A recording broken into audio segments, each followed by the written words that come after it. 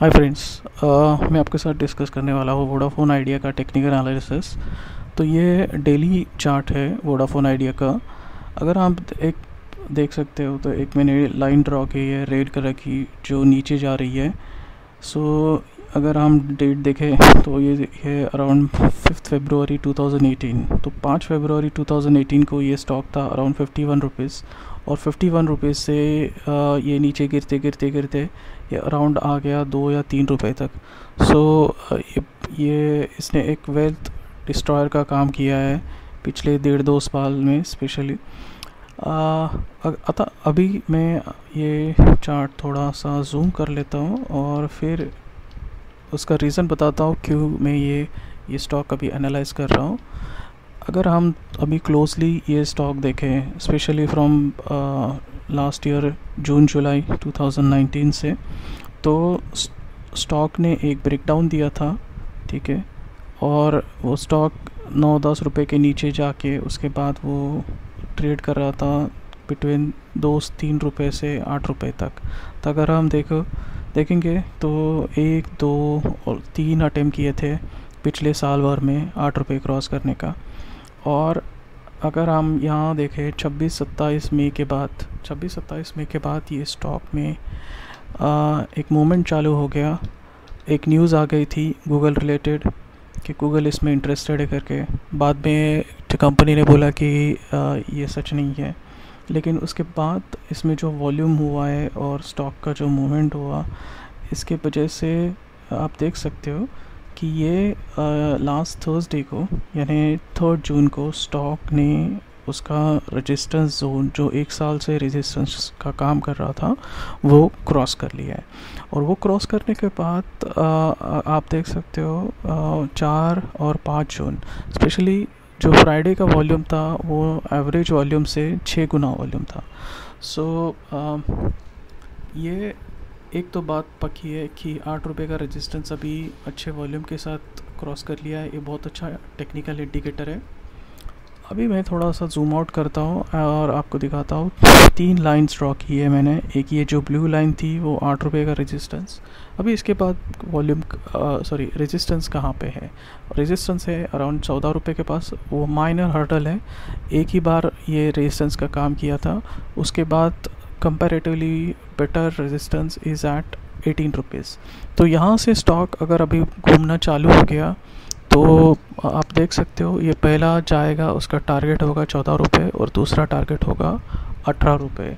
उसके बाद 18 रुपये क्रॉस होने के बाद वापस एक बार हम आ जाएंगे और उसका एनालाइज करेंगे कि ये स्टॉक कहाँ तक जा सकता है।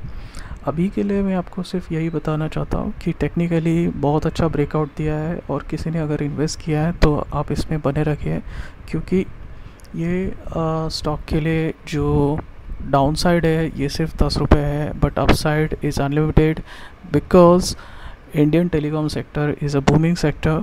रिलायंस जियो, भारती एयरटेल्स में डील हो रहे हैं even in lockdown, and corona से बहुत बड़ा पॉजिटिव इम्पैक्ट हुआ है टेलीकॉम सेक्टर पे, और ये सेक्टर आगे जाके बहुत अच्छा परफॉर्म करने वाला है। एंड वोडाफोन आइडिया का वैल्यूएशन अभी के लिए तो बहुत ही सस्ता दिख रहा है। सो आपने अगर ये स्टॉक ख़रीदा है तो होल्ड कीजिए, नहीं ख़रीदा है तो आप एक अपने पोर्टफोलियो को थोड़ा अमाउंट इसमें डाल के रख सकते हैं। इसके बाद हम देखेंगे फंडामेंटल नज़रिया और उसके जो लास्ट वीक की न्यूज़ है उसको भी एनालाइज करेंगे। Thank you. हाय फ्रेंड्स, अभी हम देखेंगे वोडाफोन आइडिया का वैल्यूएशन और उसके रिलेटेड न्यूज़ जो लास्ट वीक में आई है।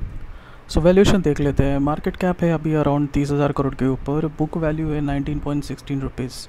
Price to book value ratio 0.55 है। फेस वैल्यू सिर्फ 10 रुपये है। और जो डिलीवरी रेशो जिसे हम कहते हैं डिलीवरेबल्स वो है 28.77, जो 3 और 5 दिन एवरेज के ऊपर चल रहा है। मार्केट कैप अगर हम कंपेयर करें with its peer company, Bharti Airtel का मार्केट कैप है 3 लाख करोड़ के ऊपर और अराउंड 3,18,000, और रिलायंस जियो का मार्केट कैप है 4,90,000 करोड़ के ऊपर है। ये कैलकुलेशन मैंने किया है सिल्वर लेक जो के साथ जो डील हुआ था 4 मई को, उसके बेसिस पे। सो अगर हम कंपेयर करें मार्केट कैप आइडिया का, वोडाफोन आइडिया का, भारती एयरटेल और रिलायंस जियो के साथ, सो ये लेस दैन 10% है, जो बहुत ही कम दिख रहा है। इवन तो रिसेंटली एक न्यूज़ आया था जो बाद में आपके साथ में शेयर करने वाला हूँ कि वोडाफोन आइडिया ने इंडिया के टॉप 100 कंपनीज़ में जंप कर लिया है। It's now in at 97 spot. Okay, और एक चीज़ मैं आपसे डिस्कस करने वाला था, वो है शेयर होल्डिंग। शेयर होल्डिंग में आप अगर देखोगे तो मार्च 2019 से प्रमोटर्स का जो हिस्सा था 71.33, वो बढ़ा के अभी 72.05 कर दिया है। तो ये दिखने में तो बहुत छोटा परसेंटेज दिखता है इंक्रीज़, बट एक बात आपको बताना चाहता हूँ कि प्रमोटर्स जो अपना हिसाब बढ़ाते हैं वो उसी टाइम बढ़ाते हैं कि जब उनको मालूम है कि अपनी कंपनी में आगे जाके कुछ पॉजिटिव डेवलपमेंट्स होने वाले हैं। अगर मैं आपको एक एग्जांपल दूँ तो मुकेश अंबानी और उनके फैमिली ने मार्च में जब रिलायंस इंडस्ट्री का स्टॉक 1000 रुपीज़ के नीचे आया था तब उन्होंने उनका स्टेक बढ़ा दिया था, और उसके बाद क्या हुआ वो कंपनी में वो सबको मालूम है। 1-2 महीने में ये कंपनी का स्टॉक ऑलमोस्ट 900 रुपीज़ से 1600 रुपीज़ तक गया है, ऑलमोस्ट डबल हो गया है। ठीक है, सो एक ये अच्छा इंडिकेशन होता है, पॉजिटिव इंडिकेशन होता है फंडामेंटली कि एक आगे जाके कुछ ना कुछ कंपनी में अच्छा हो सकता है।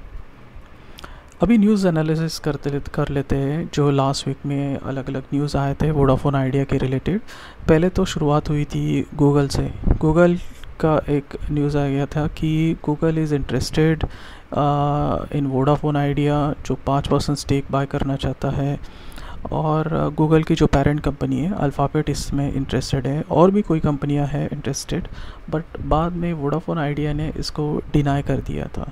देखते हैं आगे क्या होता है, बट उसके बाद ही वोडाफोन आइडिया में ज़ोरदार रैली स्टार्ट हो गई थी। अगली न्यूज़ देख लेते हैं, जो news related to actually tower business है।